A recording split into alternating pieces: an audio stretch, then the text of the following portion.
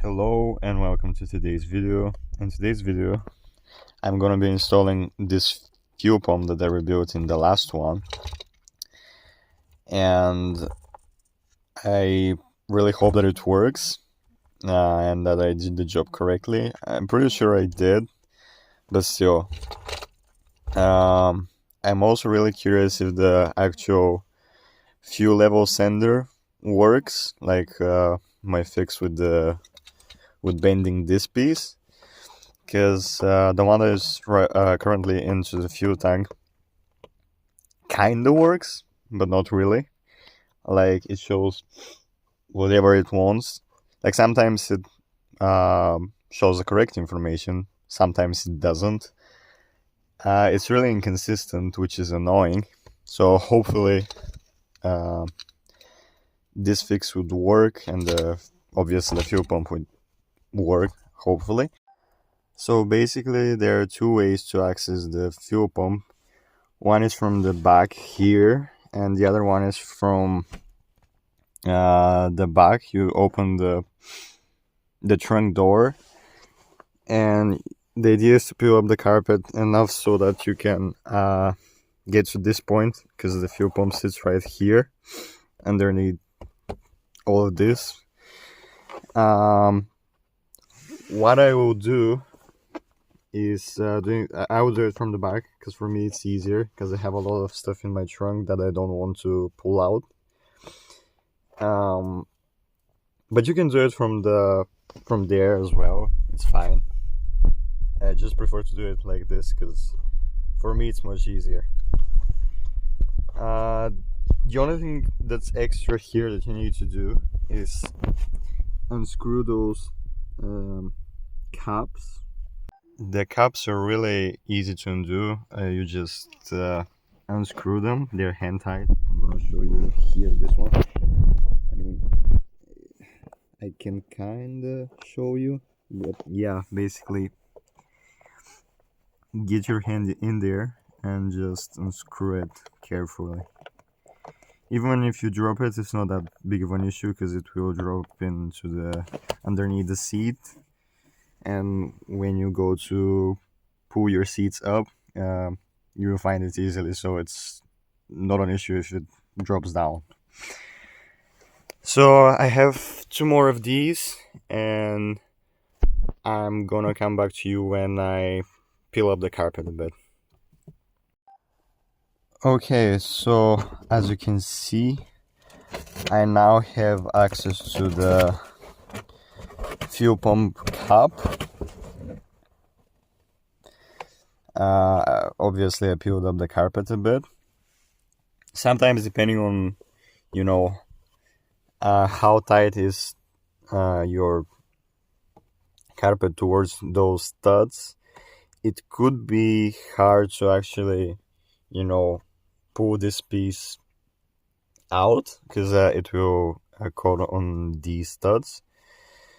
But it's not that hard. With a bit of, persuasion, it's doable. And again, for me, it's much easier. Also, you can see that you have much clearer access to the actual fuel pump, and also I can work from inside the car and not be in the cold, like opening the trunk door, because right now it's cold where I live, so it's much better for me to work inside the car and not having doors open. So now I have these three screws to undo, and then I'll have access to the fuel pipes that go to the engine and the electrical connections, and then we'll be able to actually get to the fuel pump. Now I have access to the fuel pipes and the electrical connections, so I'm gonna do this right now, get it out of the way, and then you can use a screwdriver, or like I do, I just use a 7 and just undo it like this, because it's much easier. But you could use a screwdriver if you don't have the actual socket. It also works. Okay.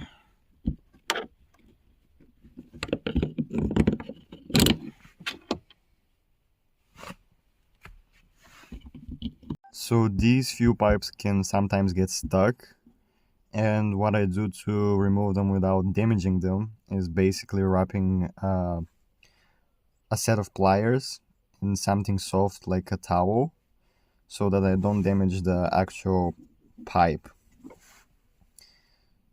So yeah, this is what I'm gonna do now.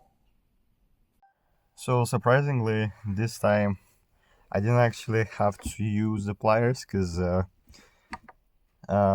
pipes were actually quite loose on here. So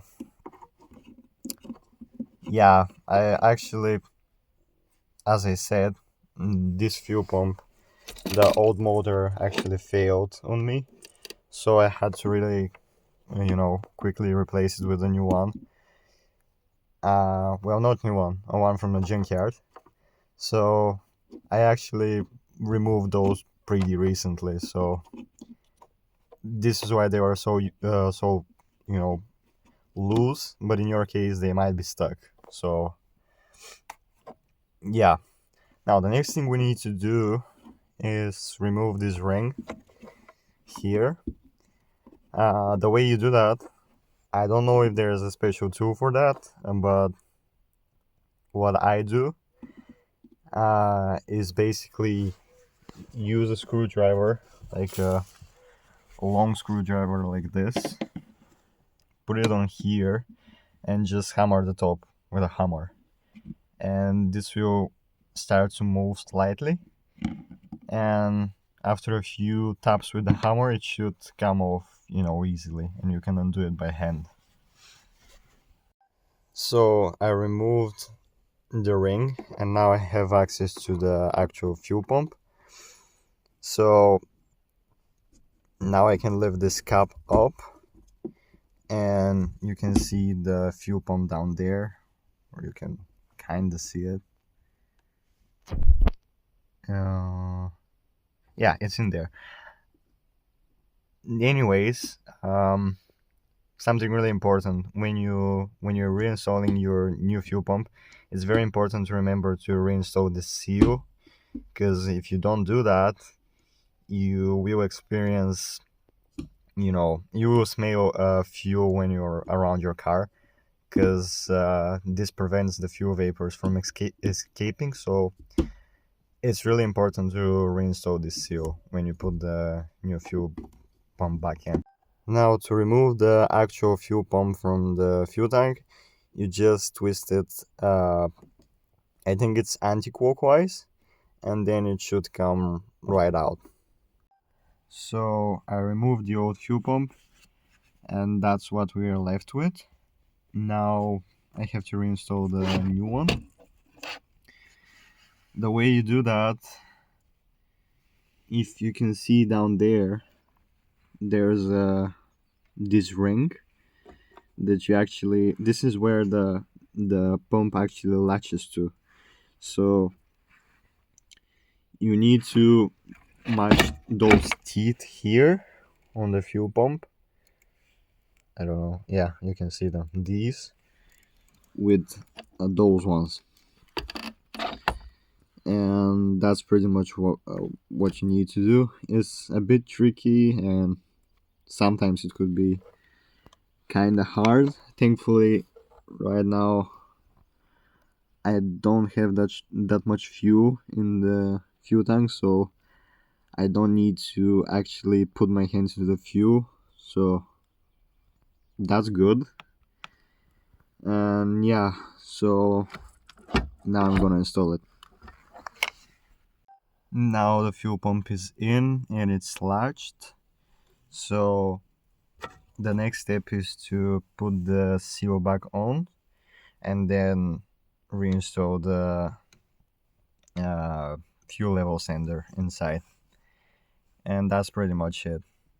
Then we're gonna reinstall the fuel lines and the electrical connection, and hopefully this works. Okay, so I reinstalled everything back, and now it's time to test it before I put the cover back on, just to make sure that everything is working. And yeah, let's do that. Okay, so now I'm at the front of the car in the driver's seat, and I'm gonna try and start it.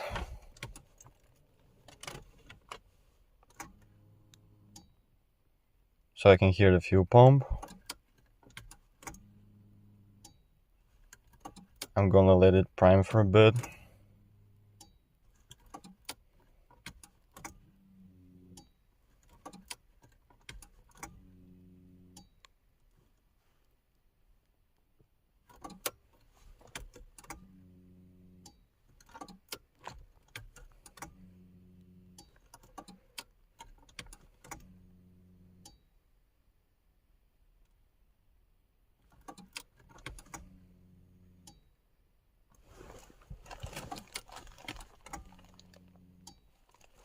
I'm doing this a few times to make sure that it builds up pressure.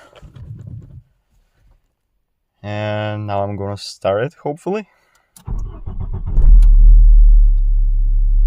Okay.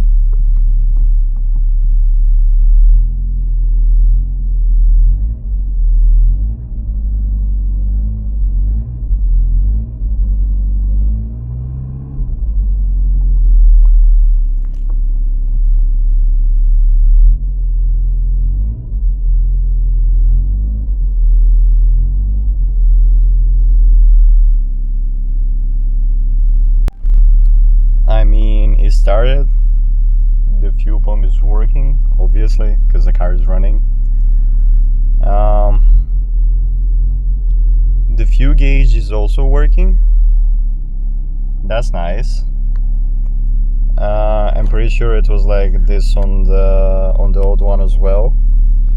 I'm gonna fill it up, to the full, so that I'm sure that it's actually working correctly, and actually test it to see if actually I'm at the half tank, because I'm not really sure. I think so. My fuel tank is 60 liters, so right now I should be at around half tank, but we'll see. The important thing is that it's working.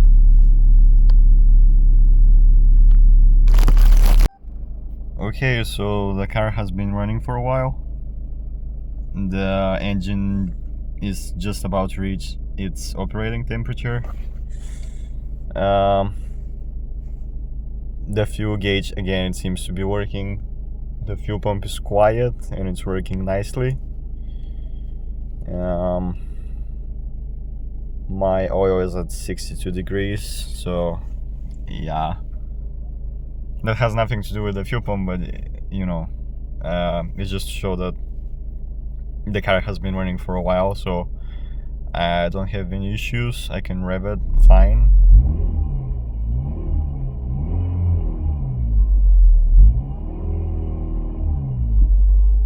It's not bogging, it's not doing anything, so the fuel pump is working perfectly fine.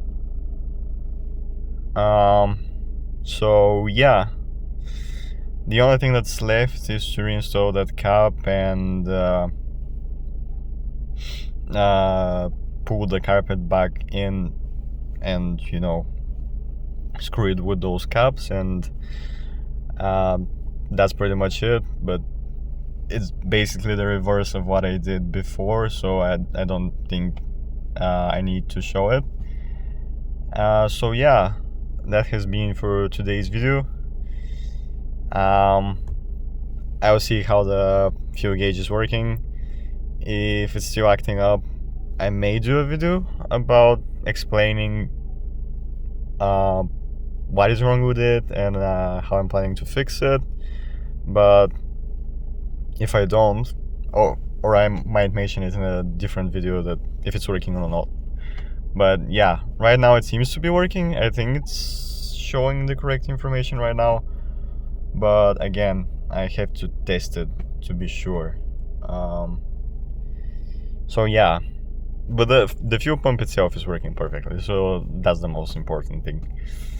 So yeah, thank you so much for watching, and I'll see you in the next one.